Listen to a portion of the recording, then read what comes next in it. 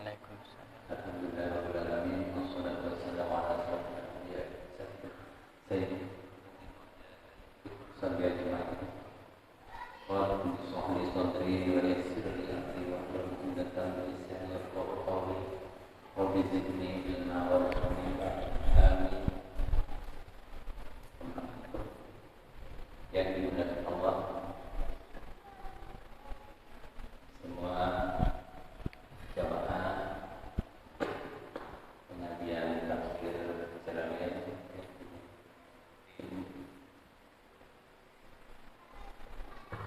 yang lebih dilaksanakan ya Senin malam Selasa, yang insyaallah malam ini lebih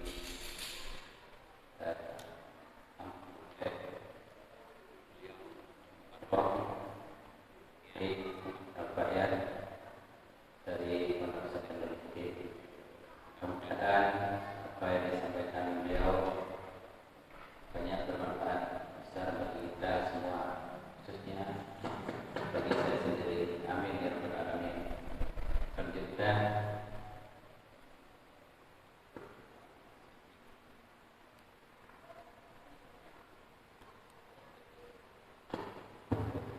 untuk menyimak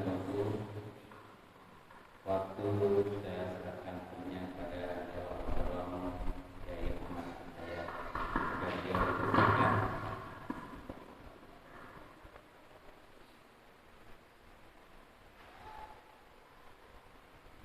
Nak tawassul. Assalamualaikum warahmatullahi taala wabarakatuh. Bismillahirrahmanirrahim. Alhamdulillahirabbil alamin. Wassalatu wassalamu ala asyrofil anbiya'i wal mursalin sayyidina wa habibina wa syafi'ina maulana Muhammadin wa ala alihi wa sahbihi ajma'in. Marilah kita mulai majelis kita dengan pembacaan Al-Fatihah yang pahalanya kita hadiahkan kepada baginda Rasulullah sallallahu alaihi wasallam, para sahabatnya, keluarganya, serta seluruh pengikutnya sampai hari kiamat, dan juga kepada seluruh ulama dan guru-guru kita, khususnya kedua pengarang kitab tafsir Jalalain, yaitu Imam Jalaluddin Al-Mahalli dan Imam Jalaluddin As-Suyuti, serta Syekh Muhammad Ali As-Sabuni, pengarang kitab Sohbatut Tafasir, serta seluruh guru-guru kita yang lain dan orang tua kita yang berkat jasa mereka kita bisa seperti sekarang ini. Ala hadina wa ala kulli amalin salih wa niyatin salih, ala ma nawa salafuna salih wa ala ma nawa masyayikhuna wa ala ma nawa al-ulama al-musannifun li hadhil kutub wa ala ma nawa al-hadirun wal hadirat. Syaulillahi lana wa lahumul fatihah. A'udzu billahi minasyaitonir rajim. Bismillahirrahmanirrahim. Alhamdulillahi rabbil alamin arrahmanir rahim maliki yaumiddin. Iyyaka na'budu wa iyyaka nasta'in ihdinas siratal mustaqim siratal ladzina an'amta 'alaihim ghairil maghdubi 'alaihim waladdallin. Marilah sebelum kita melanjutkan kajian tafsir kita ingat-ingat kembali keutamaan dari mempelajari Al-Quran. Di sini saya akan mengutip satu hadis dari kitab Arba'una Hadisan fi Fadlil Qur'anil Azim, karangan dari Habib Al-Habib Abdurrahman bin Abdullah Al-Faqih, yaitu 40 hadis tentang keutamaan Al-Quran. Kita membaca di sini ada satu hadis ke-50, diriwayatkan dari sahabat Abu Dzar Al-Ghifari. Beliau mengatakan, qala Rasulullah sallallahu alaihi wasallam, bersabda siapa? Baginda Nabi Rasulullah sallallahu alaihi wasallam, la antaghdu fatata'allama ayatan min kitabillahi khairul laka min an tusalliya mi'ata rakaat. Artinya engkau masuk waktu pagi, kemudian engkau mempelajari satu ayat dari Al-Quran atau Kitabullah, itu lebih baik bagimu daripada engkau sholat 100 rakaat.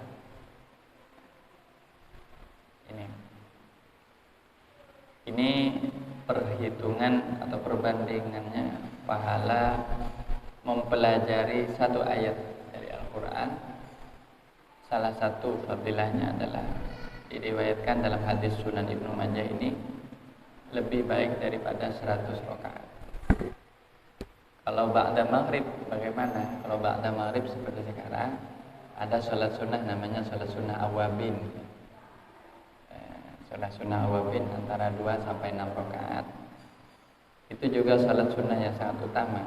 Tapi seandainya kita tidak sholat sunnah itu, kemudian kita lebih memilih belajar Al-Quran, walaupun satu ayat, maka insya Allah masih lebih utama majelis Al-Quran ini, insya Allah. Semoga Allah menerima amal kita, dan semoga ini menjadi jalan keridhaan baginya. Karena di zaman seperti sekarang, ya, kita menghidupkan satu majelis Al-Quran itu adalah suatu perjuangan. Maka kita harap semoga ini bisa terus istiqomah. Amin ya rabbal alamin. Saya akan menyelesaikan pembacaan surat Al-Muddatsir dan tafsirnya, karena kemarin sampai selesai mengenai masalah junud, ya, atau tentara-tentara Allah, yaitu para malaikat yang ada di neraka yang berjumlah 19 malaikat yang disebut malaikat Zabaniyah. Itu adalah malaikat-malaikat yang membantu tugasnya malaikat Malik atau malaikat neraka. Nah, ini ahwal ghaib. Kita mulai dari ayat 28 surat Al-Muddatsir.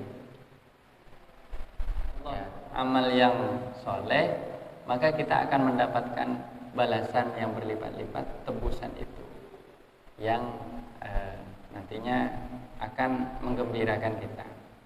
Adapun kalau yang kita gadaikan ini yang jelek-jelek, di pegadaian Allah, di pegadaian akhirat, maka kita juga akan mendapatkan sebaliknya, yang jelek-jelek juga, gitu ya. Nah, namun di sini dalam kajian tafsir di sini, ini maksudnya setiap jiwa ini katanya ada tafsir Jalalain. Ini maksudnya bukan seluruh manusia, tapi artinya setiap orang kafir, orang yang ahli maksiat, orang yang selalu menentang kepada Allah, itu semua amalnya selama dia hidup di dunia itu ibaratnya tertahan. Dia tidak mendapatkan balasan.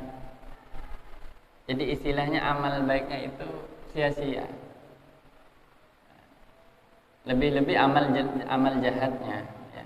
Jadi dia itu tertahan, itu artinya amalnya itu tidak membebaskan dia dari api neraka.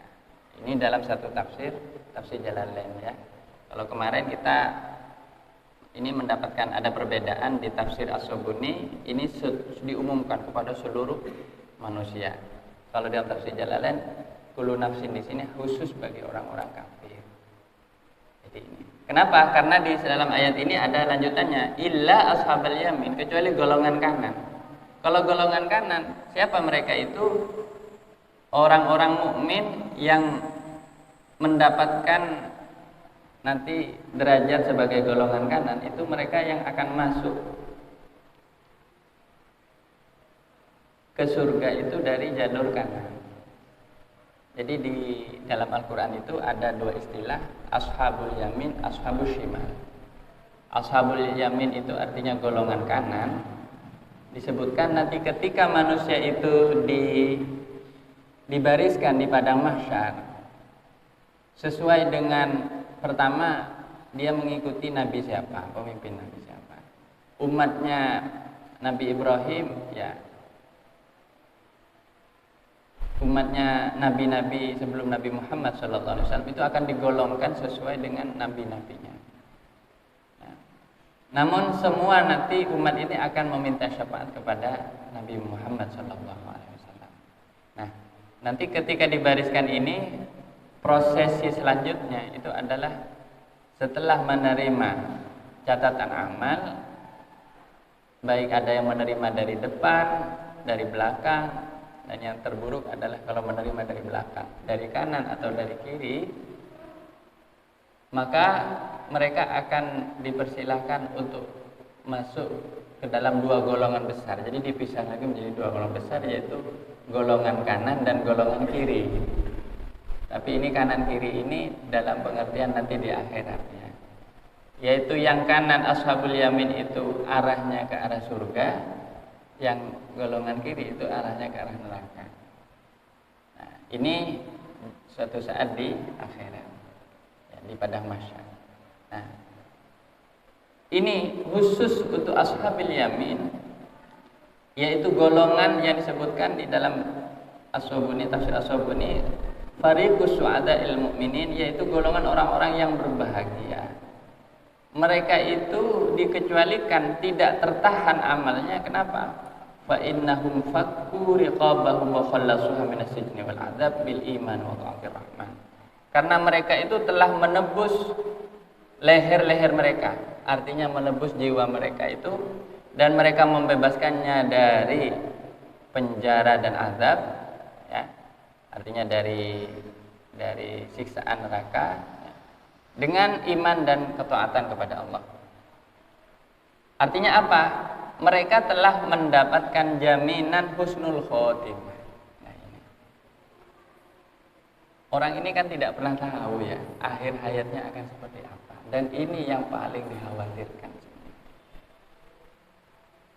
Sebenarnya begini, bukan yang paling dikhawatirkan itu bukanlah bahwa kita besok akan terjatuh ke dalam dosa, bukan. Tapi kita yang paling khawatirkan, yang harus kita benar-benar takut itu adalah kalau kita terjatuh dalam dosa dan itu kita tidak sempat lagi bertaubat sampai akhir hayat. Atau lebih tepatnya kalau akhir hayat kita adalah dosa itu sendiri tanpa kita sempat bertaubat. Itu yang terjadi. Sebenarnya manusia ya kalau dihitung ya kekhawatirannya bukan kepada dosa itu sendiri, bukan. Karena dosa itu ya ibarat udara kayak sekarang itu ya pasti ada polusi kan. Zaman sekarang kita hidup dalam zaman seperti sekarang ini yang sudah kotor, polusi ya, udara, air, tanah tercemar banyak. Bagaimana mencari yang udara yang segar? Sulit. Selama kita masih bergaul dengan manusia, selama kita masih bersosial, pasti akan tergelincir kepada dosa, pasti. Karena apa? Dosa itu kalau nggak datang dari orang lain kepada kita, kita yang kepada orang lain. Kita suudzon, buruk sangka kepada orang, atau orang lain buruk sangka pada kita, kita juga ikut buruk sangka. Ini kan repot. Dosa itu selalu ada, kecil atau besar. Yang membedakannya adalah ketika manusia itu terus-menerus melakukannya. Yang kecil itu bisa jadi besar. Namun yang paling dikhawatirkan bahwa bukanlah adanya dosa, tapi bahwa akhir hidup kita itu dalam keadaan tidak sempat bertaubat atas dosa-dosa itu. Makanya selama manusia itu bertaubat, pintu ampunan Allah itu terbuka 24 jam. Bagi yang berdosa siang hari, malam harinya akan dibuka. Bagi yang berdosa malam hari, pagi harinya akan dibuka. Seterusnya begitu. Nah, mengenai masalah dosa, saya sedikit ingin mengutip perkataan seorang ulama, kalau tidak salah Sufyan Ibn Uyainah atau yang lain. Kenapa Nabi Adam itu diampuni oleh Allah? Karena dosanya Nabi Adam itu karena terdorong hawa nafsu. Nabi Adam hilaf karena pengen kepada buah-buahan yang ada di surga itu yang dilarang. Ada satu pohon dilarang. pengen. Karena apa? Istrinya yang pengen. Nabi Adam ikut makan. Hawa nafsu, ada dorongan pengen. Tergelincir di dalam dosa, akibatnya kenikmatan surga dicabut oleh Allah. Beliau dikirimkan ke dunia ini. Meski tentu ini semua iradah Allah, ini kehendak Allah. Diampuni. Fatalaqa Adam min rabbih kalimatin fataba alaih dalam surat Al-Baqarah. Tapi kenapa iblis tidak diampuni? Kalau bertaubat, walaupun tentu harus menjalani hukumannya, dia bisa diampuni. Karena zina itu dosanya hawa nafsu. Padahal zina itu saja sudah dosa besar. Siksaan nerakanya jelas. Tapi pintu Allah masih terbuka untuk pengampunan orang seperti ini. Ya, meski tentu dia harus menjalani hukuman itu. Kalau dia belum menjalani hukuman, taubatnya belum diterima. Hukumannya apa? Ada had-hadnya, ada hukuman-hukuman. Tapi kalau orang tidak mau sholat karena sombong, gengsi meletakkan kepalanya ke lantai, ke tempat sujudnya, ini dosa yang paling besar. Maksud saya, ini yang kemungkinan besar orang seperti ini yang pintu Allah, itu pengampunan Allah tidak akan terbuka lagi. Makanya ini apa? Selama orang ini masih ya gini, intinya tergadaikan ini artinya tertahan, amalnya itu tidak bisa mendapatkan ridho Allah. Adapun orang yang ashabul yamin, ciri-cirinya dia itu lepas.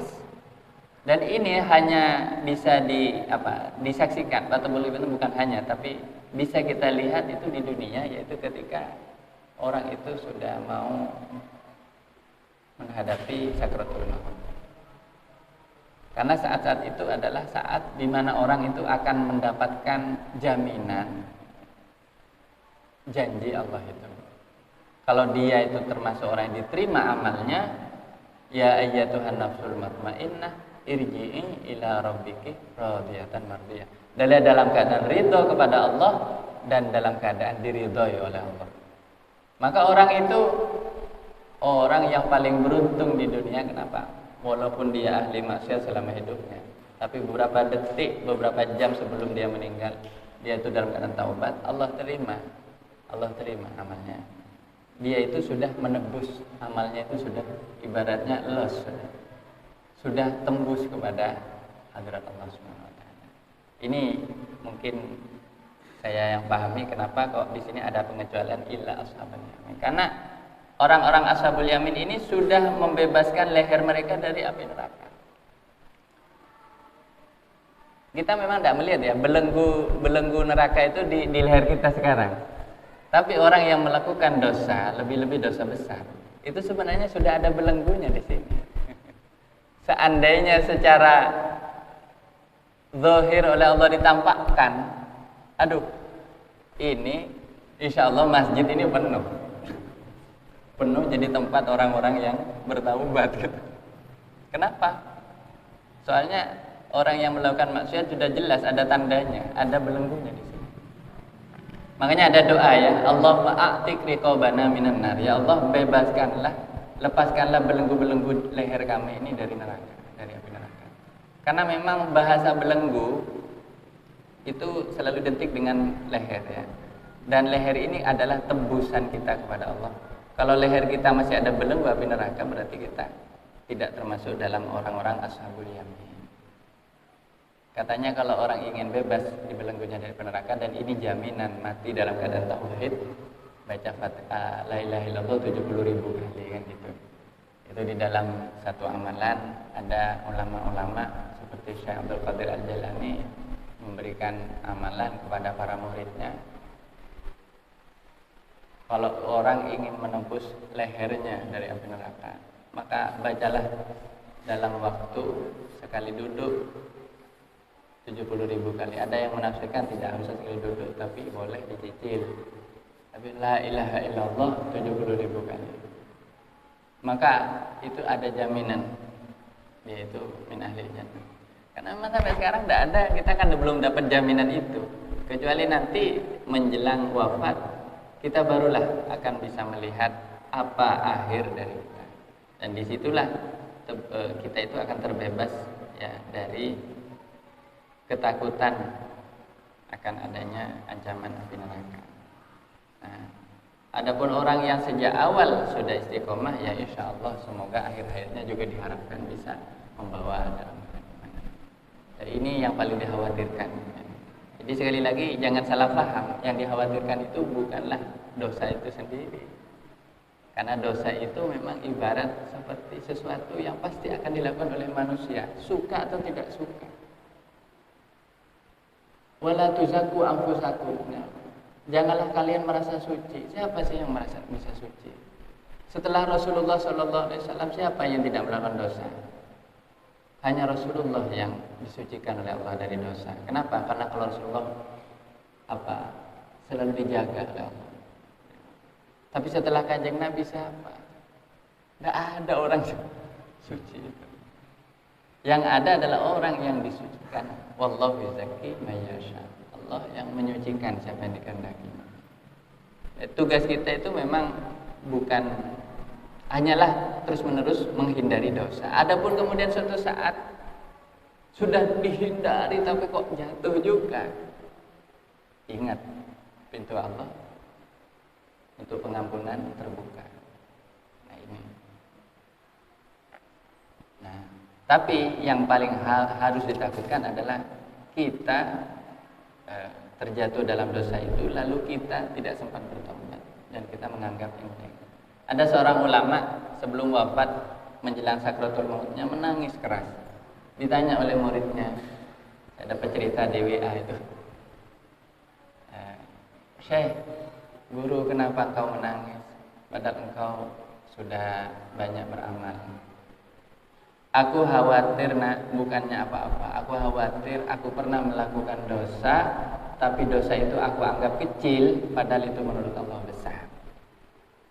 Aku khawatir aku menganggap kecil suatu dosa, padahal di pandangan Allah, dalam pandangan Allah itu adalah dosa besar. Sebagai contoh, kita sering mengatakan atau ada orang mengatakan kepada orang tuanya. Itu kecil, satu kalimat cuma. Tapi ada hadis bahwa betapa banyak orang yang atau lebih tepatnya ada satu kalimat yang itu dalam pandangan Allah sangat buruk ya, sangat tidak enak didengar, artinya sangat dimurkai oleh Allah, neraka sakar, neraka jahanam. Dan pertanyaan ini katanya ada yang menafsirkan, ini disebutkan ini pertanyaan ejekan sebenarnya. Ini nanti ahli surga itu ngolok-ngolok juga. Cuman ngolok-ngoloknya itu, kamu kenapa sih masuk neraka gitu. Sudah tahu juga kalau sebabnya masuk neraka gitu. Tapi bisa juga ini mungkin tidak seperti itu ya. Ini tafsir dari tafsir dari Al-Alusi. Mereka mengatakan orang ahli-ahli neraka itu al-mujrimun, artinya orang-orang yang pelaku dosa besar. Mereka mengatakan lam naku minal musallin, kami bukanlah orang yang termasuk dari golongan orang yang mendirikan sholat. Jadi ngaku. Jadi ahli neraka itu ngaku dosanya, tapi ngakunya nanti di akhirat. Kalau di dunia mana ada orang ngaku punya dosa gitu. Walam naku nut'imul miskin, dan kami tidak pernah memberi makan kepada orang miskin. Artinya apa? Katanya Ibnu Katsir, maksudnya pertama kami tidak pernah beribadah, dan yang kedua kami tidak pernah menjalin hubungan yang baik kepada sesama makhluk. Disimbolkan di sini atau diungkapkan di sini dengan memberi makan. Karena orang memberi makan, orang bersedekah, berzakat. Selain itu kewajiban agama. Sedekah yang wajib namanya zakat, sedekah yang sunnah namanya ya sedekah atau infak. Nah itu bagian dari perbuatan baik kepada sesama makhluk. Dan yang ketiga, ini dosa besarnya mereka sebutkan. Wa kunna nakhudu ma'al khawtin, dan kami itu sering menghabiskan waktu berbicara tentang hal-hal yang batil beserta orang-orang yang batil. Apa itu al-khawt ya? Al-khawt itu adalah banyak bicara tentang sesuatu yang tidak sepatutnya. Yang pertama batil ya. Batil ini apa? Kita sering berdoa, Allahumma arinal haqqa haqqa warzuqna tiba'ah wa arinal batila batila warzuqna tinabah. Ya Allah, tampakkanlah kepada kami perkara yang hak dan berilah kami kemampuan untuk mengikutinya, dan tampakkanlah kami perkara yang batil dan berilah kami kemampuan untuk menghindarinya. Batil ini pertama sesuatu yang dibuat-buat terhadap Allah dan Rasulnya. Sebagai contoh orang yang mengada-ngada tentang Allah, ya. Nah, kita kalau mendengar ucapan-ucapan seperti itu tidak boleh ikut nimbrung, tidak boleh. Misalnya ada orang diskusi tentang masalah ketuhanan, tapi dia itu bukan berdasarkan ilmu, tidak ada dalilnya, ngarang-ngarang sendiri. Ini tidak boleh al-khawd atau banyak bicara, ngobrol dengan orang-orang seperti itu, karena kita akan mendapatkan murkanya Allah juga saat itu. Orang yang mengada-ngada tentang Allah itu adalah orang yang paling berdusta di alam ini. Kenapa? Karena dia tidak tahu tentang Allah, bicara tentang Allah. Allah itu begini, masa Tuhan begini. Lah, kita kalau ikut ngomong, jangan, kalau tidak mampu menghindar saja. Karena ini termasuk dari orang-orang yang berbicara tentang yang batil. Ya. Dulu orang Yahudi itu kenapa dimurkai oleh Allah? Ya, karena orang Yahudi itu sering mengada-ngada. Tuhan punya anak lah, punya ini. Yaitu akhirnya muncul kisah itu Trinitas dalam agama Kristen itu kan bikinannya orang Bani Israel, orang Yahudi. Orang Kristen itu ya kan, orang Kristen itu terkait dengan sejarahnya bangsa Yahudi awal-awal. Jadi banyak dongeng-dongeng tentang Tuhan yang itu mengada-ngada, nggak ada dalilnya. Nah, maka kalau berbicara tentang ketuhanan, saya sangat keras kalau dalam soal ini harus ada dasar ilmu. Dan ilmunya itu adalah ilmu yang memang datang dari Allah. Karena kalau membahas masalah ketuhanan tapi dengan akal, akal ini hanya bisa menjangkau apa yang bisa dilihat dan dipikirkan. Sementara Tuhan itu tidak bisa dijangkau dengan panca indera kita dan tidak bisa dipikirkan. Bagaimana kita akan bisa? Maka itu termasuk dari hal-hal yang batil pastinya kalau sampai terlalu mengada-ngada. Kemudian yang nomor 2 saya kira juga mengada-ngada tentang Rasulullah SAW. Ini sekarang mohon maaf, ini banyak sekarang ini di medsos ini banyak kan. Katanya Rasulullah itu begini. Bahkan terkadang dipolitisir gitu. Loh, ini kalau kita ikut nimbrung dalam pembicaraan itu, ini termasuk dari ayat ini ya. Jadi orang yang berbicara tentang hal yang batil dengan orang yang memang sudah sering melakukan hal-hal yang batil atau sering berbicara tentang hal-hal yang batil itu, ini semua adalah bagian dari dosa besar ya.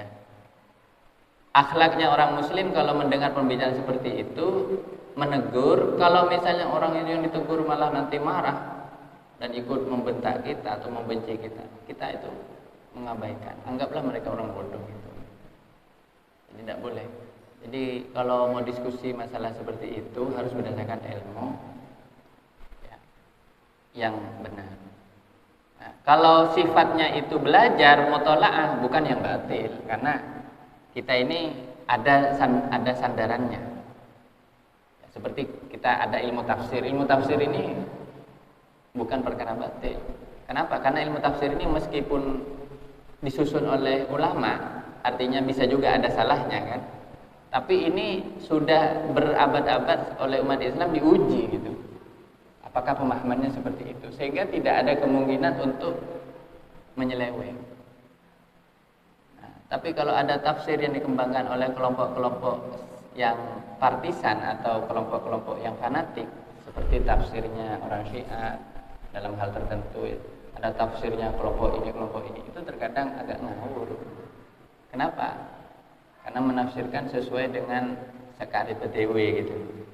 Sesuai dengan ini yang bahaya, ini termasuk perkara batil. Kemudian yang ketiga, tapi ini bukan dosa besar, cuman dosa kecil, cuman kalau terus-menerus dilakukan ini bisa mengakibatkan tumpulnya hati. Yaitu berbicara tentang lahun, tentang hal-hal yang tidak berguna. Jadi majelis yang tidak berguna itu misalnya kita berjam-jam asik di situ. Tapi kalau dirunut apa yang tadi dibicarakan itu tidak jelas, ngalor ngidul katanya orang Jawa.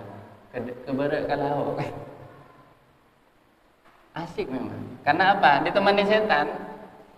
Setan itu kan nemenin. Kalau ada orang ngobrol katanya dia tidak menyebut nama Allah, setan itu nemenin. Makanya ada doanya dalam majelis itu. Pertama dimulai dengan baca bismillah, ta'awudz, a'udzubillahi minasyaitonirrajim, baru mulai pembicaraan. Diakhiri dengan alhamdulillah atau juga ta'awudz. Ini adab majelis. Sekurangnya baca tasbih subhanakallahumma wa bihamdika astaghfiruka wa atubu ilaik, baca istighfar. Jadi akhir majelis itu ditutup dengan istighfar. Ini majelis yang barokah. Tapi kalau kita ke warung-warung saya sulit. Jadi kalau kita ngobrol kan tiba-tiba sudah ikut arus begitu kan. Apa kata orang ya itulah yang kita obrolin. Nah, ini untuk majelis lagho atau majelis obrolan yang santai-santai, yang enggak penting, yang remeh-temeh. Itu mungkin bukan dosa besar. Itu perkara mubah. Tapi kalau terus-menerus dan kita asik dengan di situ, maka itu bisa terjatuh dalam yang makruh. Dan efeknya apa? Orang yang suka melakukan perkara makruh itu hatinya kurang cerah ya, terhijab, hatinya itu tumpul. Artinya tumpul itu sulit untuk berzikir. Saya jujur mohon maaf kalau tayangan televisi yang sifatnya obrolan-obrolan itu tidak pernah saya nonton. Bahkan mohon maaf walaupun sekelas Mata Najwa, saya itu jarang nonton. Hanya kalau ada tema-tema penting saja. Karena apa? Tumpul. Rasanya itu kalau terlalu banyak ngikuti itu kata orang begini. Ya, itu walaupun itu tidak haram, ya, tapi bisa membuat kita itu lalai. Ya. Gitu. Jadi ini supaya kita tidak terjatuh dalam. Nah, dan yang terakhir dosa mereka wa kunna nukadzibu yaumiddin, dan ada siapa kami itu dulunya adalah orang-orang yang mendustakan, dan kami adalah mendustakan kepada hari akhirat. Nah, ini yang paling besar, mendustakan kepada hari kiamat. Hatta atana al-yaqin, sampai datang kepada kami al-yaqin, yaitu kematian. Kenapa al-yaqin ini artinya kematian? Karena maut itu sesuatu yang kematian itu pasti datang menyakitkan, tidak bisa ditolak lagi.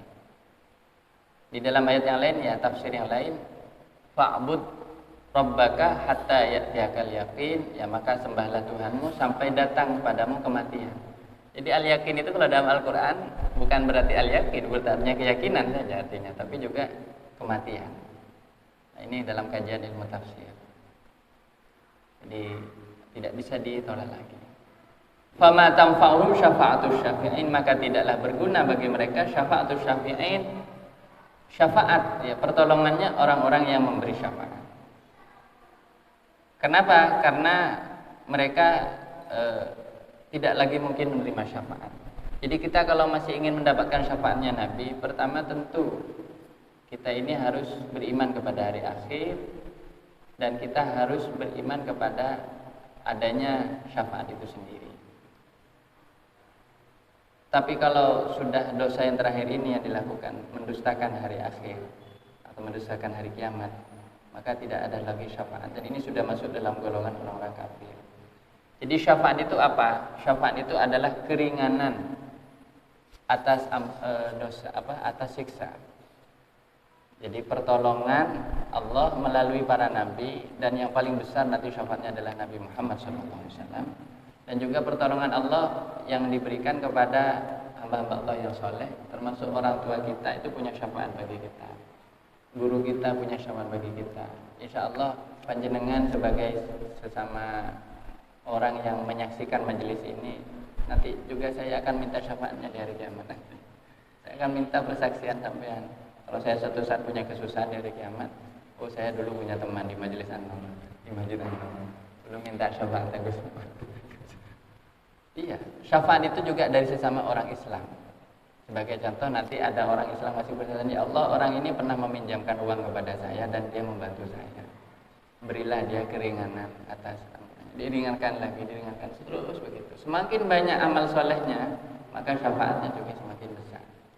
Nah, tapi bagi orang yang dosa besar, syafaat ini akan sangat diharapkan. Tapi ada satu golongan yang tidak masuk syafaatnya Nabi Muhammad SAW, dan ini orang yang paling merugi, alhamdulillah, yaitu orang yang jelas-jelas mendustakan kepada ajaran Nabi. Ya, setiap orang itu akan masuk surga bersama Rasulullah kecuali orang yang tidak mau diajak masuk surga. Siapa itu kata sahabat? Ya, orang yang tidak mau bermaksiat kepadaku, orang yang membangkang kepadaku. Makanya hikmahnya insyaallah selama kita masih bersolawat, selama masih ada nama Muhammad di lisan kita, selama masih ada nama Nabi Muhammad SAW di lisan kita, maka insyaallah kita termasuk dalam golongan orang-orang yang diberi syafaat. Nah, ini semua persaksian, dan persaksian yang paling besar itu adalah dari seorang nabi kepada umatnya. Suatu saat nabi itu akan menjadi saksi bagi kita semua. Kita ini akan menghadapi satu drama yang luar biasa, tapi ini drama hari kiamat. Yaitu ketika satu persatu kita akan disuguhkan, dihadirkan ke depan Nabi Muhammad SAW. Nanti begitu dihadirkan, ini orang Sukodadi, ini orang Payton.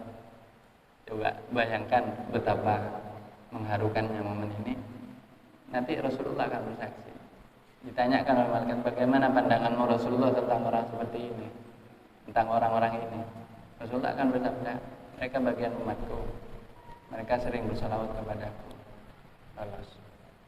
Tapi kalau dihadirkan begini, enggak, ini bukan umatku ini.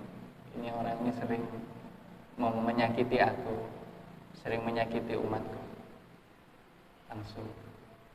Jadi kita satu sebenarnya. Yang penting jangan sampai jadi orang yang kena murkanya Nabi SAW. Jadi itu.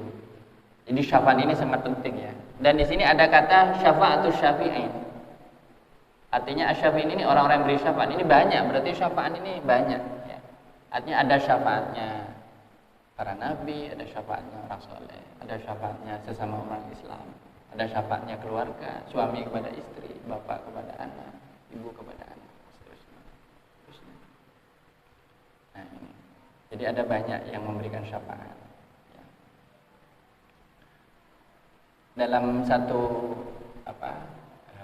ungkapan dalam kitab Maulid Barzanji, Maulid Dibai, ya, itu kan disebutkan ya Rabbi nakhtim bil musyaffa, ya Rabbi shalli ala Muhammad, ya Rabbi nakhtim bil musyaffa, Bisalli alaihi wasallim. Itu artinya kami menutup majelis ini, doa ini dengan nama Al-Musyaffa. Siapa itu Al-Musyaffa? Artinya Rasulullah. Rasulullah itu punya gelar dua, ya. Syafi, Musyaffa. Syafi itu artinya yang memberi syafaat, Musyaffa yang diterima syafaatnya. Jadi seperti tadi, ketika Rasulullah itu memohon kepada Allah orang ini agar diberi syafaat, maka Allah langsung mengabulkan permohonan. Ya. Jadi doanya Nabi itu tidak hanya diterima di dunia tapi di akhirat. Dan yang di akhirat inilah yang paling berguna nanti doanya Nabi untuk membebaskan banyak orang-orang yang ahli maksiat seperti kita ini dari api neraka. Nah ini fama lahum anit tadhkirati muridin, maka apakah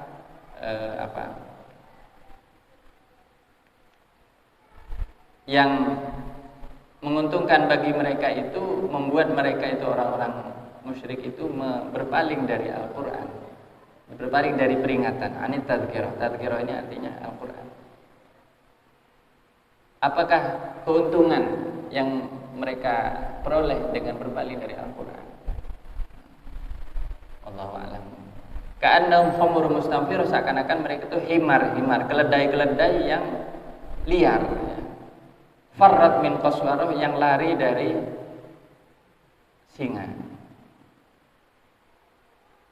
Ini perumpamaan dalam Al-Quran. Orang yang benci kepada Al-Quran, orang yang enggan menerima peringatan Al-Quran, itu lari itu ibarat seperti himar atau keledai yang lari dari singa, dikejar singa. Jadi katanya mereka lah orang-orang musyrik itu, mereka kalau melihat Nabi Muhammad SAW itu mereka lari seperti larinya hemar dari singa. Jadi ini fenomena dulu di zaman jahiliyah, tapi bukan tidak mungkin ini terulang lagi di zaman sekarang. Sebagai contoh, saya itu kadang melihat ya ada gejala seperti ini juga di kalangan umat Islam. Ketika misalnya ada seorang kiai atau apa, atau ulama atau ustadz atau siapapun lah ya yang ingin memberikan peringatan, bukannya didekati ya, tapi dijauhi, dihindari. Bahkan yang miris itu seorang Habib dari Yaman, namanya Habib Salim Asyatiri ya, yang baru wafat beberapa tahun yang lalu. Beliau pernah mengatakan begini, ini dawuhnya ini sangat mendalam buat saya. Ulama itu seperti lampu, tidak terasa bagi orang-orang yang ada di dekatnya. Bagi orang yang jauh akan terasa. Memang benar. Kita kalau melihat lampu itu udah biasa gitu. Kita baru terasa kalau itu ada lampu kalau kita sudah kehilangan. Sebagai contoh, kalau ada ulama wafat baru kita merasa, iya, kok dulu saya nggak pernah. Tapi selama beliau masih ada, kita merasa enjoy-enjoy saja. Kenapa? Karena kita diterangi oleh ilmunya itu, oleh doanya juga, oleh amal solehnya, sehingga tidak terasa. Tapi bagi orang yang jauh, itu kelihatan bersinar. Contohnya saya bisa lihat sejarah pondok pesantren itu di mana-mana. Pasti pondok itu pertama dimusuhi oleh lingkungan sekitarnya. Baru yang dari jauh-jauh datang baru terkenal. Kenapa? Karena seperti itu memang. Jadi seolah-olah yang bisa membaca kehebatan seorang ulama, ya, seorang dai dan seterusnya itu orang jauh. Orang yang dekatnya itu malah nggak merasa ada apa-apa. Ya. Jadi ini karena apa? Keawaman. Jadi pantas kalau ketika Rasulullah diutus, orang yang terdekatnya orang-orang musyrik memusuhi karena memang tidak tahu bahwa di depannya ini cahaya. Adapun orang Madinah yang jauh, tidak pernah melihat Nabi, beriman langsung kepada Nabi. Ini kan aneh, aneh bin ajaib. Jadi yang di dekatnya itu tidak merasakan iman, yang jauh malah merasakan. Ini dulu. Alhamdulillahirabbil alamin. Para hadirin jamaah muslimin muslimat jamaah Masjid An-Nur, tadi beliau Kiai Muhammad Fayyad sudah menjelaskan sedikit tafsir terkait dengan syafaat dari beliau Rasulullah Muhammad SAW, selawat dari para aulia, para sholihin, dari orang tua kita, dan semuanya itu bisa memberikan syafaat kepada kita semuanya kelak ketika kita kembali menghadap Allah Subhanahu wa taala. Mari kita sambung dengan sesi tanya jawab pada malam hari ini dari para hadirin muslimin muslimat. Monggo jika ada pertanyaan bisa disampaikan kepada Kiai Muhammad Al-Fayyad. Monggo.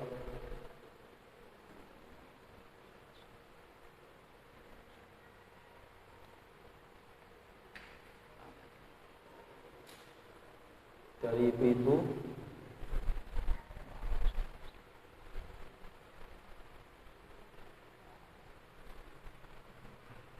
Wonten, Pak?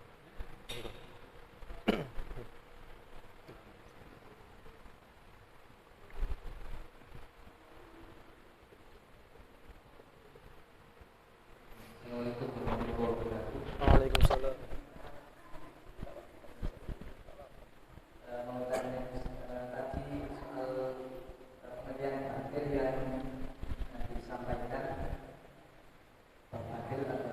Sesuatu yang mengada-ngada tentang Tuhan atau dongeng tentang Tuhan dari kreasi itu mungkin pengertian secara umum atau dalam konteks tertentu. Mungkin juga kita melihat maksud batil yang tadi disampaikan. Terima kasih. Terima kasih. Pertanyaan kedua dari ibu. Tidak mesti terkait dengan tafsir secara umum. Tidak terkait dengan tafsir itu juga tidak apa-apa. Terkait dengan kehidupan kita sehari-hari, terkait dengan ibadah, monggo.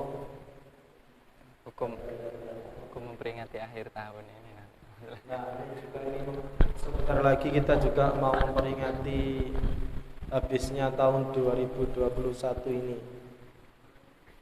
Di penghujung tahun 2021 kok banyak sekali ujian dan musibah ini. Barangkali pelajaran apa yang bisa kita ambil sehingga mudah-mudahan ke depan bisa lebih baik, kita lebih berkah seperti itu. Mungkin itu dulu, nanti disambung dengan pertanyaan selanjutnya. Bismillahirrahmanirrahim. Wallahu waliyut taufiq, wallahu a'lamu bishawab. Mengenai abatil atau halal yang batil, ya, itu hal yang disebut batil itu artinya batalah itu kan batal itu tidak sah. Tidak sah di sini artinya tidak diterima. Dalam pandangan Allah Subhanahu wa taala tidak mendapatkan pahala, malah lebih-lebih orang yang membicarakan dan membuat-buatnya itu, mengada-ngadakan hal yang batil itu mendapatkan dosa besar. Itu apa saja kira-kira? Tadi dua disinggung, ya, baru dua, yaitu yang jelas-jelas perkara batil itu adalah sesuatu yang diada-adakan atas nama Allah Subhanahu wa taala. Ini di dalam ayat Al-Qur'an banyak sekali ayat-ayat yang mengecam atau mengutuk orang-orang yang mengada-ngada atas nama Allah. Sebagai contoh itu, ya, satu keyakinan yang itu dinisbatkan kepada Allah padahal itu jelas-jelas perkara batil adalah ajaran tentang Trinitas, bahwa Tuhan itu ada yang ayah, Tuhan ibu, Tuhan anak. Itu yang dibantah oleh Allah dengan ayat surat Al-Ikhlas, dengan surat-surat yang lain yang di dalamnya ada keterangan tentang hal tersebut. Itu kan jelas, ya. Padahal keyakinan itu sebenarnya kalau kita telusuri itu tidak muncul begitu saja. Saya pernah mendengar sendiri ceramah, bukan mendengar sendiri, maksudnya saya pernah menonton sebuah ceramah atau presentasi dari seorang mantan pendeta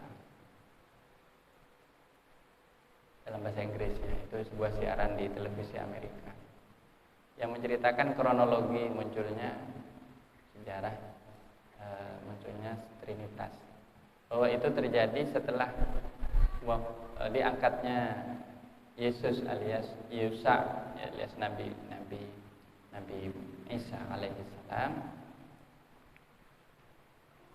sehingga waktu itu ada perdebatan sebenarnya Yesus itu siapa. Lalu muncullah satu golongan yang mengadukan pandangan Yesus itu Tuhan. Nah, tapi tafsir tentang ini ternyata juga kalau kita telusuri kepada para pendeta itu sendiri, itu bermacam-macam. Tapi yang ditolak itu adalah apa? Intinya keyakinan bahwa ada satu manusia yang itu derajatnya lebih tinggi dari manusia biasa, namun dia setara dengan Tuhan itu. Makanya di dalam kita memuji seorang manusia, bolehlah kita punya pujian setinggi langit, tapi tidak boleh derajatnya manusia itu ditinggikan sama dengan Allah Subhanahu wa taala. Sebagai contoh, kita memuliakan Nabi Muhammad SAW. Kenapa agama Islam itu sangat memuliakan Nabi, tapi agama Islam tidak sampai terjatuh kepada ajaran seperti ajaran Kristen yang dominan, ya, karena ada beberapa orang Kristen itu mungkin yang bertauhid, ada juga, tapi itu bukan Kristen Nasoro, tapi itu sangat sedikit, ya. Tapi yang dominan itu mengajarkan Trinitas. Itu karena di dalam Islam Nabi Muhammad SAW dengan segala sifat dan keagungannya itu tetap ditempatkan sebagai hamba Allah. Muhammadun abduhu wa rasuluh. Muhammad adalah hambanya dan utusannya. Tapi yang merupakan perkara batil ketika seorang hamba Allah diangkat menjadi putranya Allah. Nah, itu kan mana ada Allah punya putra. Lam yalid wa lam yulad. Allah tidak beranak dan tidak dilahirkan, tidak diperanakan. Termasuk pengertian lam yulad ini artinya tidak diangkat anak. Dan tidak beranak atau mengambil anak, mengambil putra.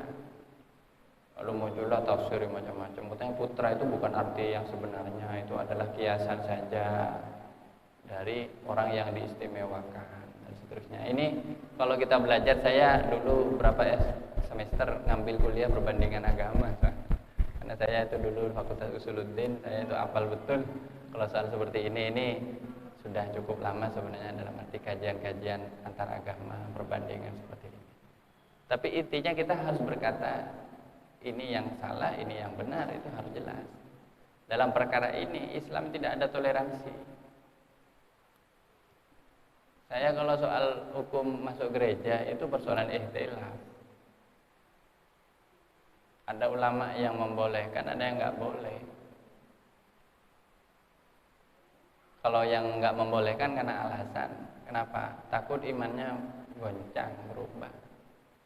Wong ada teman saya lihat gambar salib saja sudah ketakutan.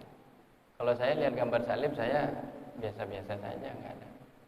Kenapa? Karena itu imajinasi, hasil imajinasi manusia. Tapi kalau soal ketauhidan itu tidak ada toleransi. Bagaimana kalau kemudian itu ditafsir, diubah-ubah, diutak-atik gitu. Apa bisa ajaran tauhid dikompromikan dengan ajaran Trinitas? Tidak bisa. Saya pun kepada teman-teman saya yang Kristen, saya akan mengatakan ajaran sampean salah. Kalau Trinitas itu tidak ada ajarannya, tidak ada dasarnya, itu batil, itu mungkarat, itu tertolak. Kenapa? Allah tidak pernah mewahyukan hal tersebut. Dan di dalam kitab suci yang diyakini sekarang, kitab Injil ya, kalau dicari itu juga membingungkan. Kenapa? Sudah ada perubahan-perubahan khusus mengenai masalah Trinitas. Nabi Isa sendiri tidak pernah mengatakan aku ini putra Tuhan. Itu contoh ya, itu contoh. Nah, dalam perkara ini kita toleransi kepada antar agama boleh. Bahkan saling mengunjungi, saling memberi hadiah itu tidak apa-apa. Kalau kepada ahlul kitab, kalau kepada orang kafir katanya makruh kita menerima hadiahnya orang kafir yang jelas-jelas membenci Islam. Tapi kalau kepada ahlul kitab ada ulama yang membolehkan kita terima hadiah, terima parcel, terima ucapan selamat dan seterusnya. Tapi kalau dalam soal akidah, ini contoh, artinya ini abatil. Nah, perkara yang batil ini kalau kita terus-menerus berlarut-larut dan asyik wa kunna nakhudhu ma'al khaidin, itu yang duduk membicarakannya saja itu ada konsekuensi dosa. Kenapa? Karena berarti kita menyetujui atau setidaknya tidak mengingkari kepada hal yang batil itu. Diam atau lebih tepatnya pasif ya. Jika pasif di hadapan sesuatu yang batil, itu berarti secara tidak langsung menyetujui. Kalau nama Allah dihina, jelaslah diejek-ejek, dijelekkan. Kan tidak ada yang lebih menista Tuhan kecuali mengatakan Tuhan itu punya anak. Itu menista Allah ya. Kenapa? Karena mempersamakan Allah dengan ciptaan. Jadi kita tidak muncul perasaan ingkar, tidak mengingkari. Maka kita itu patut dipertanyakan keimanannya. Alhamdulillah. Jadi saya itu begitu. Saya ini orang yang dalam hal tertentu secara pribadi saya itu dekat sekali dengan banyak sekali orang non Muslim. Saya punya teman orang Konghucu, orang Tionghoa, bahkan orang Kristen banyak. Tapi kalau saya pernah satu kali diundang bicara di gereja.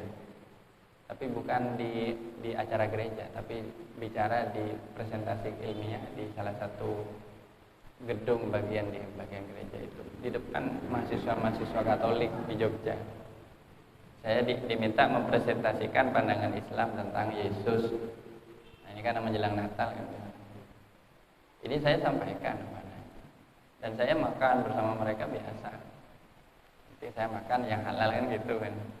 Tapi dalam soal itu saya menyatakan bahwa tidak ada pembenaran atas ajaran bahwa Yesus itu putra Tuhan. Karena istilah putra itu secara harfiah atau kiasan itu salah. Tapi kalau yang disebutkan Yesus itu hamba Allah, nah ini baru ajaran Al-Quran. Ini contoh. Jadi kalau kita mau menghadapi perkara yang batil, bukan perkara yang batil wacana yang batil atau pemikiran yang batil, itu kita juga harus menghadapinya dengan hujjah. Boleh kita itu terlibat, tapi sebagai hujjah. Boleh kita memberikan dasar, argumen, klarifikasi. Tapi kalau kita ikut-ikutan, asik dan hanya diam saja, sementara kita tahu bahwa itu tidak benar, maka kita ikut kena dapat dosanya juga.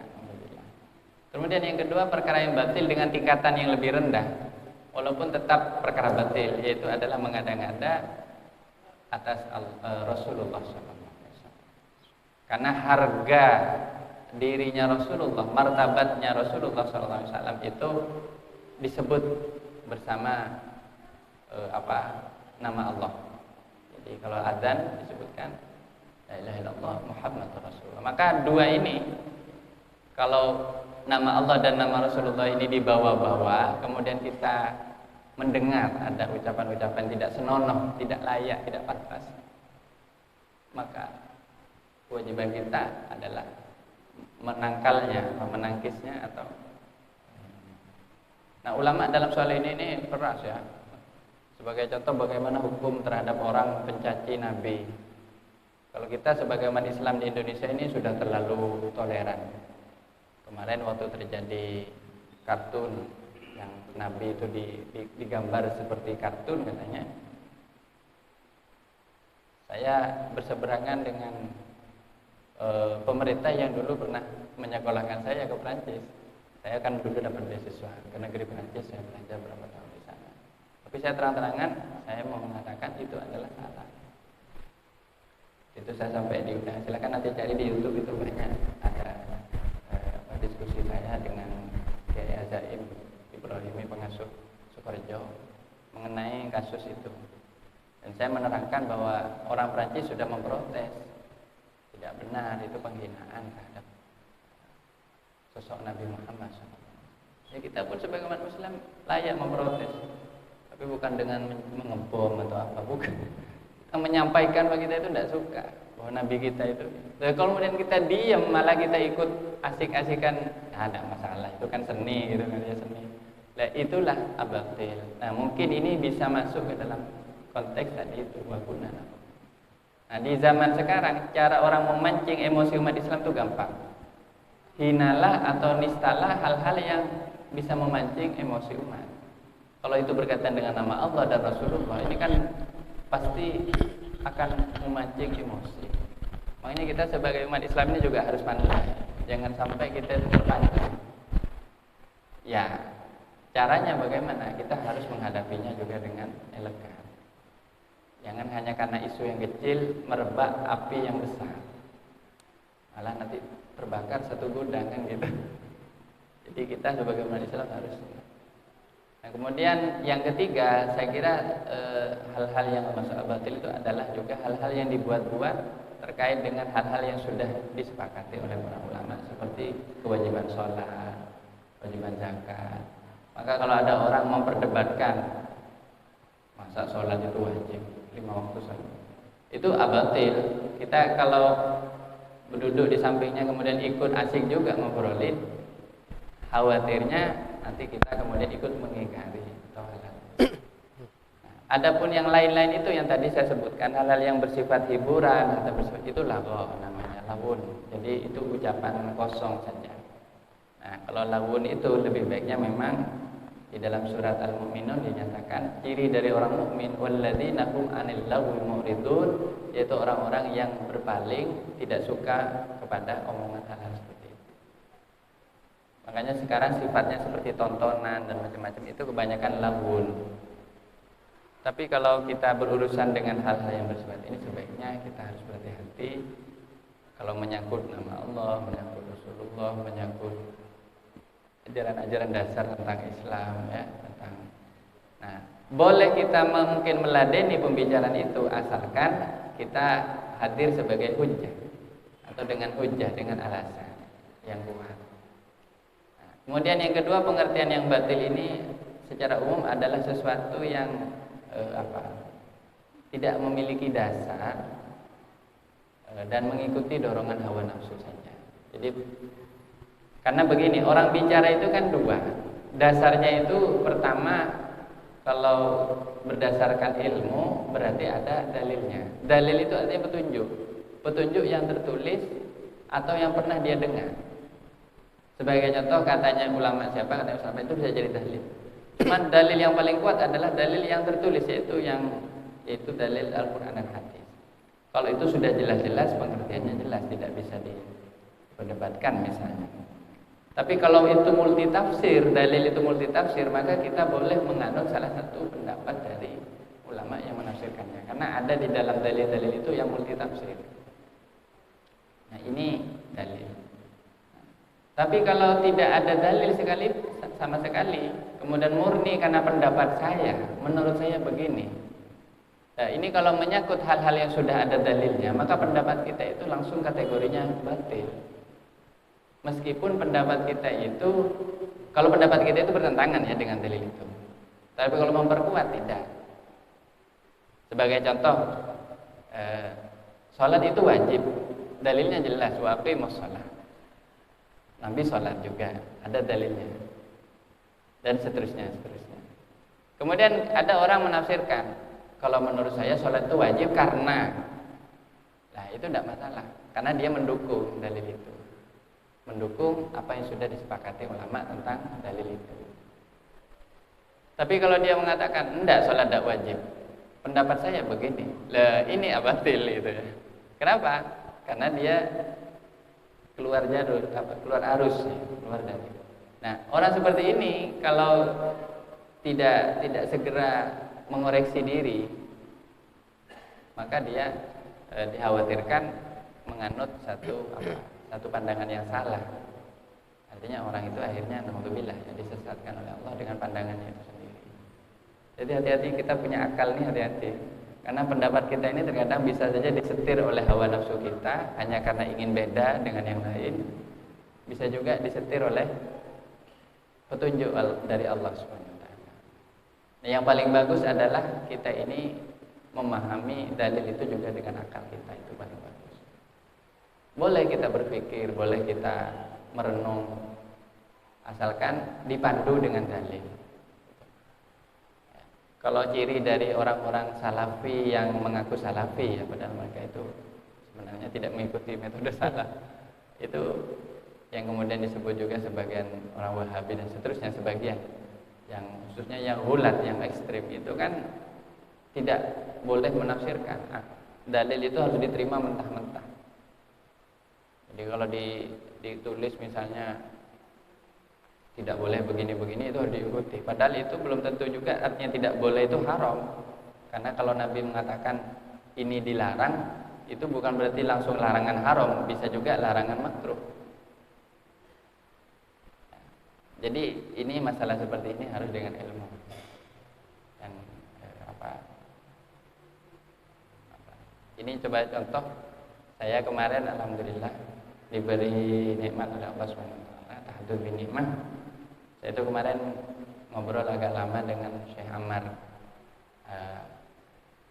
Al-Jailani, itu yang tempoh hari pernah kemarin saya bertemu di acara Sukorejo, Ma'had Ali Sukorejo. Alhamdulillah kami sempat ngobrol habis setengah jaman kira-kira di dalamnya pengasuh.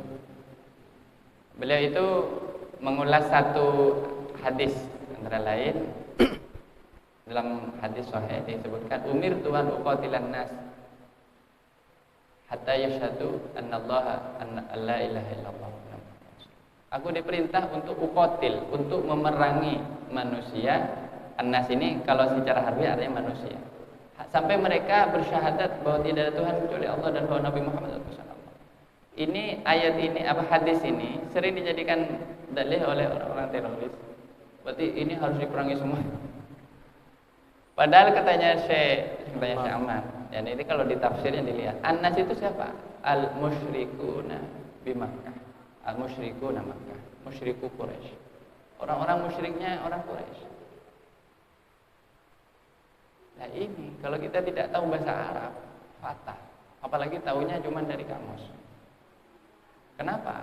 Karena terjemahan di kamus An-nas itu manusia. Loh kalau diterjemah saya disuruh, apalagi ini ada kata uqatil. Uqatil itu artinya berjuang, memerangi. Tapi memerangi ini artinya berjuang, berdakwah gitu ya. Bukan berarti bunuh. Jadi bedakan antara uqatil dan aktul. Kalau qatalah itu membunuh, kalau qatalah itu berjuang memerangi. Memerangi itu artinya bukan langsung perang, tapi maksudnya berdakwah dulu. Kalau ditolak. Jadi ada proses. Terus yang kedua, An-nas itu pengertiannya adalah orang-orang kafir Quraisy. Loh, kok diterjemah seluruh manusia ya wis perang semua. Jadi seolah-olah lalu Islam jadi agama teroris. Lah ini yang keliru kan. Hanya berdasarkan satu huruf saja, satu kata saja bisa keliru fatal.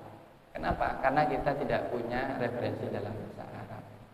Padahal Al-Quran itu diturunkan dengan bahasa Arab, Rasulullah juga berbicara dengan bahasa Arab. Maka mau nggak mau kita harus belajar bahasa Arab sebagaimana Rasulullah dulu memahaminya, atau setidaknya mendekati pemahaman para sahabat pada zaman itu. Allahumma sholli ala Muhammad. Ini mohon maaf ya. Jadi kalau kita jangan hanya langsung modal dalil langsung berangkat. Berangkat kemana? Takutnya berangkat ke tempat yang lain kan gitu. Jadi dalil pun tidak cukup, harus juga dengan akal dipikir.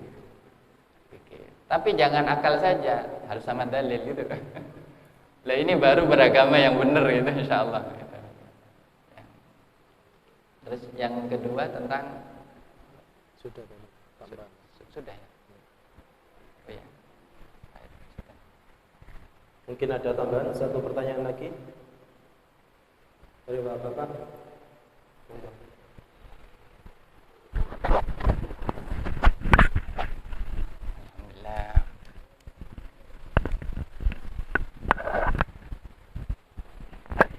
Bismillahirrahmanirrahim. Assalamualaikum Ustaz. Salam. Saya ingin bertanya, misalkan kita sholat di masjid tempat kerja kita, kemudian imamnya di sana tidak sholat maghrib, sholat jahar misalkan maghrib isya, imamnya tidak memakai basmalah, jadi langsung sholat takbir, mungkin baca iftitah, terus langsung alhamdulillah gitu. Nah, kita sebagai makmum itu harus bagaimana Ustaz? Terima kasih. Assalamualaikum. Ya, mengenai imam ini masalah tata cara bermakmum ya, al-imamah wal iqtida, menjadi imam dan menjadi makmum. Pertama, imam dan makmum itu harus selaras. Pertama di dalam mazhabnya. Ini. Karena begini, kalau misalnya imamnya ini menurut fikih Syafi'iyah ya. Kita yang menganut dalam mazhab Syafi'i yang mayoritas diikuti di Indonesia. Ijtihadnya Imam Asy-Syafi'i dan para ulama sesudahnya di mazhab Syafi'i. Itu seandainya beda mazhab tidak sah. Salat jamaahnya tidak sah, tapi kalau salatnya sah. Salatnya sah, tapi salat jamaahnya tidak sah. Sebagai contoh, imamnya itu menganut mazhab Hanafi. Muridnya, makmumnya menganut mazhab Syafi'i. Mazhab Hanafi mengatakan menyentuh kemaluan dengan ini, dengan telapak tangan itu tidak membatalkan wudu. Terus imamnya itu sebelum sholat megang-megang ini, mohon maaf, megang kemaluannya. Makmum tahu kalau itu imamnya mazhab Hanafi tidak sah, jamaahnya tidak sah. Kenapa? Karena menurut pandangan makmum yang bermadzhab Syafi'i, imamnya ini batal. Sementara dia bermakmum kepada orang yang diyakini kebatalannya kan tidak sah. Nah, kemudian yang kedua mengenai basmalah. Imam Asy-Syafi'i bermadzhab ya bahwa Bismillahirrahmanirrahim itu harus dibaca. Barang siapa tidak membacanya, meninggalkannya, maka dia sama dengan tidak membaca Al-Fatihah. Dan dengan tidak membaca Al-Fatihah, la sholata liman la yaqra'ul Fatihah. Tidak ada sholat yang sah bagi orang yang tidak membaca Al-Fatihah. Kemungkinan itu ikut pendapatnya Imam Malik ya. Imam Malik itu mengatakan Bismillah itu bukan bagian dari Fatihah. Itu gitu ya. Jadi makanya imam-imam di Mekah itu kan langsung Alhamdulillahirabbil alamin. Itu ada dua kemungkinan. Pertama, dia tidak membaca bismillah, bisa juga dia menyamarkannya. Karena di dalam qaul yang lain, dalam pendapat yang lain ada yang mengatakan itu cukup disamarkan. Makanya harus tanya dulu kepada imam, Pak Imam, sampeyan tadi baca bismillah itu disamarkan apa memang enggak baca? Kalau enggak baca, maka enggak sah sampean bermakmum situ. Karena ada Fatihahnya yang kurang. Kalau dia baca tapi dengan samar dan sampean meyakini kesahannya, tidak apa-apa bermakmum. Ini memang agak rumit. Tapi kalau soal kunut ini ada ulama, karena misalnya ada sebagian saudara kita ya yang tidak kunut kalau subuh. Mungkin kita menjadi makmum, kita tidak ikut kunut juga. Maka kita kalau yang meyakini adanya kesunahan kunut sebagai bagian dari kesunahan salat subuh ya, kita harus mengganti dengan 1 rakaat sujud sahwi. Tapi ada apa? Kalau kita tidak ikut berkunut juga, maka kita harus saat itu salat itu kita harus pindah mazhab. Pindah kepada mazhab yang lain yang membolehkan salat subuh tanpa kunut. Nah, masalahnya seperti itu, rumit. Jadi baiknya kita itu selaras ya. Jadi kita harus tahu dulu kepada profil imamnya. Makanya mengetahui profil imam itu bagian dari kesempurnaan sholat jamaah.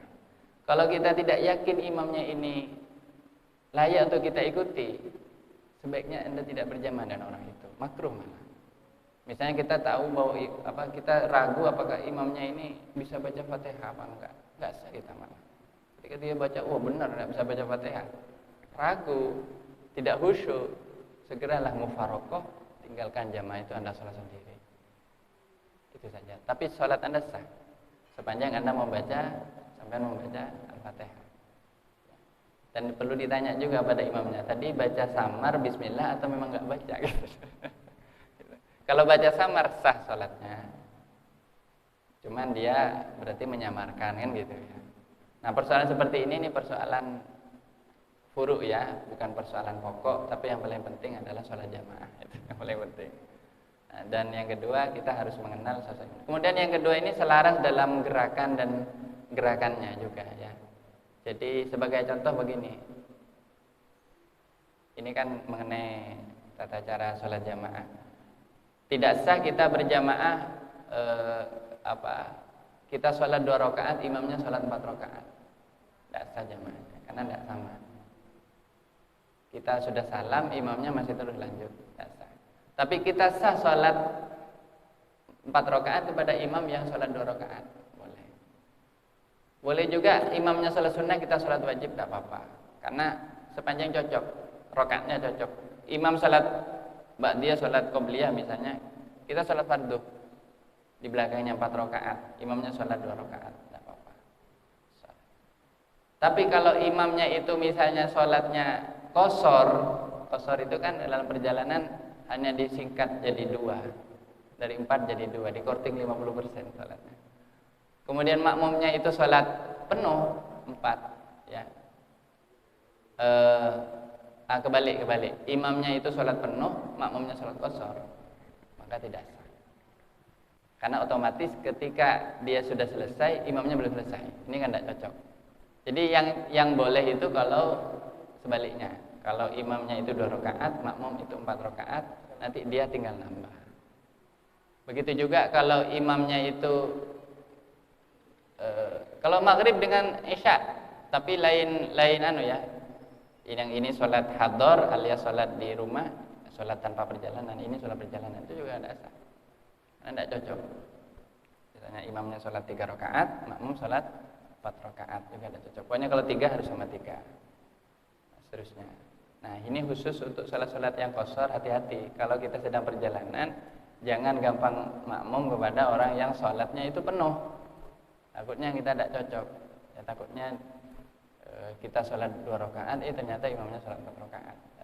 Tidak sah sholat jamaahnya ya. Yang tidak dihitung jamaah. Gitu. Baiknya kalau kita sedang perjalanan, kita juga bermakmum kepada orang yang sama-sama perjalanan. Sehingga kita tahu ini sholat jamaah, sholat qashar, sama-sama jamaah, sama qashar. Seterusnya. Nah, ini masalah-masalah seperti ini tentu harus ada komunikasi dengan imam itu. Harus kita tahu sekurang-kurangnya gerakannya imam dan seterusnya.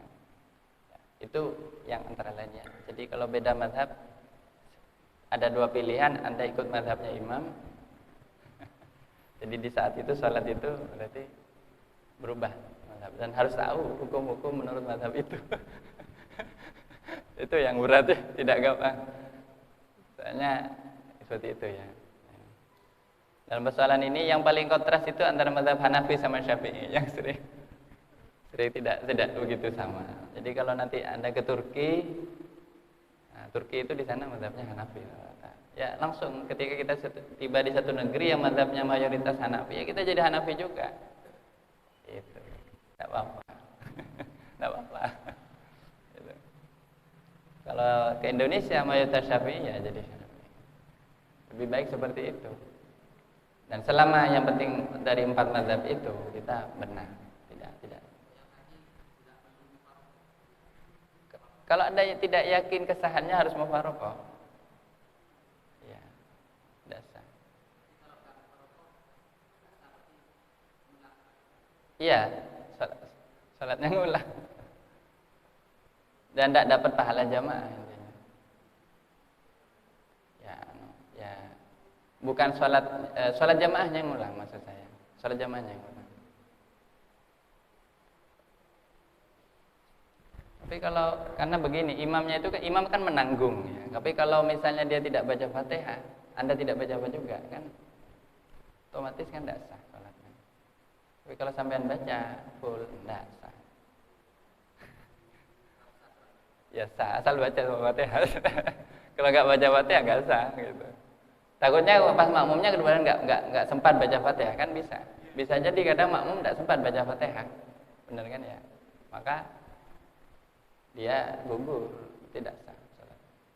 Kadang makmum tidak baca Fatihah karena ditanggung oleh imam, itu jadi sah. Imam itu kan menanggung bebannya makmum.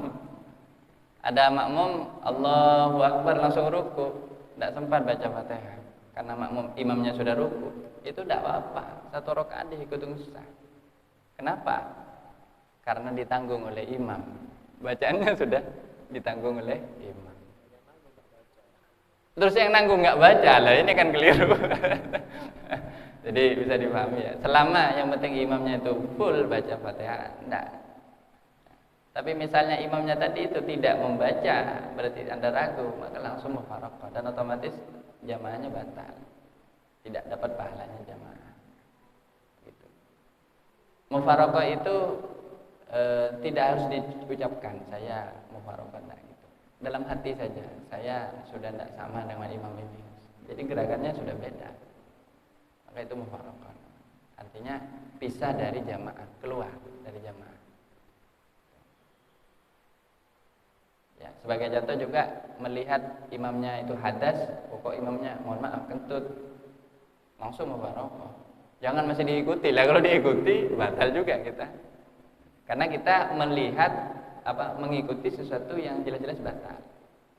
Tidak boleh. Ragu saja itu mengikuti tidak boleh.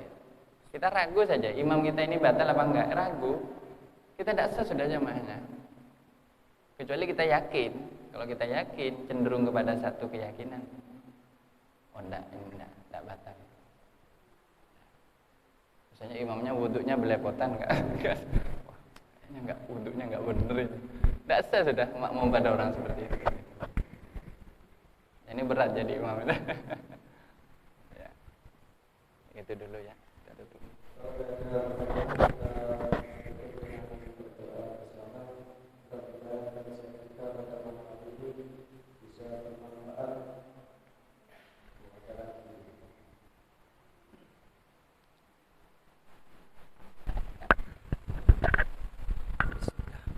Ingin menambah pertanyaan Mas. Kalau di masjid itu yang menentukan imam itu siapa? Apakah yang paling tua, apa yang paling baik apanya gitu, Ustaz? Terima kasih. Ya, mengenai urut-urutan orang yang paling layak menjadi imam itu menurut mazhab Syafi'iyah yang pertama adalah orang yang paling mengerti dalam adab agama. Jadi orang yang paling berilmu, yang paling alim. Kemudian yang nomor dua, orang yang paling fasih membaca Al-Quran walaupun tidak alim. Ya. Jadi paling tartil, paling tajwidnya paling bagus tajwidnya. Dan yang ketiga, ya ini secara global saja ya, secara umum. Orang yang paling sepuh. Orang yang paling sepuh, orang yang kemudian terakhir orang yang dipandang baik ya, meskipun itu tidak sepuh tapi misalnya anak muda. Dan imam ini harus baligh ya, tidak sah seorang dewasa bermakmum kepada anak-anak yang masih kecil ya, masih sobi atau bayi. Itu juga tidak sah seorang laki-laki bermakmum kepada perempuan. Sebagaimana juga tidak sah laki-laki bermakmum kepada seorang, mohon maaf, banci. Kalau bancinya itu banci muskil, yang banci yang sulit ditentukan apakah itu laki-laki atau perempuan. Karena dikhawatirkan ketika bermakmum ternyata yang keluar perempuannya di depan. Tapi kalau yang keluar laki-laki tidak apa-apa. Itu juga, itu beberapa rambu-rambu. Tapi yang jelas diutamakan yang berilmu. Kalau tidak ditemukan maka orang yang paling fasih bacaan Al-Qur'annya. Dan yang terakhir itu orang yang sepuh, yang paling tua, meskipun tidak alim atau tidak begitu fasih baca Al-Qur'annya, tapi yang penting sah. Dan yang terakhir itu juga orang yang dipandang baik oleh masyarakat. Karena orang menjadi imam, misalnya dia orang yang dibenci oleh makmumnya, itu sangat-sangat makruh salat berjamaah dengan orang seperti itu. Jadi boleh kita bermakmum di belakang pejabat misalnya, asal pejabat itu ya tidak punya masalah yang begitu berat lah. Tapi kalau bermakmum di pejabat yang itu jelas-jelas, mohon maaf, jelas-jelas narapidana gitu. Lah ini makruh besar, makruh. Bahkan ya, kalau saya sih lebih baik jangan. Itu ya, itu saja. Baik, kita tutup dengan pembacaan khatmil Quran. Bismillahirrahmanirrahim. Allahumma arhamna bil Quran waj'alhu lana imaman wa nuran wa hudan wa rahmah. Allahumma dzakkirna minhu ma jahilna wa minhu ma jahilna warzuqna tilawatahu ana al-laili wa atrafan nahar waj'alhu lana hujjatan ya rabbal alamin. Allah ya Allahumma ya muallim Ibrahim allimna wa ya mufahhim Ismail wa ya mufahhim Sulaiman fahimna. Allahumma allimna bil Qur'an wa fahimna bil Qur'an washrah sudurana bil Qur'an waj'alna min ahli al Qur'an waj'alna wa ahlana wa azwajana wa auladana wa tullabana wa masyayikhana wa ikhwanana wa ashabana wa jami'al hadirin wal hadirat fi hadzal majlis ya Allah min ahli al-Qur'an washfa' lana bil Qur'an washfa' lana bil Qur'an washfa' lana bi syafa'atil Qur'an wa akrimna bi karamatil Qur'an وتوجنا بجاه القرآن وتوجنا بجاه القرآن ونور قلوبنا بنور القرآن ربنا ظلمنا ربنا آتنا صلى الله عليه وسلم سر الفاتحة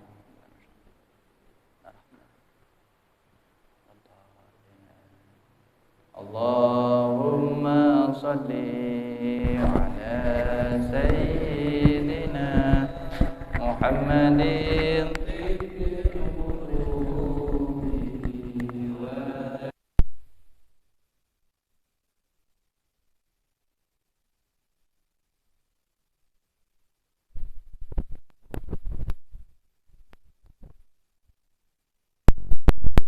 Oh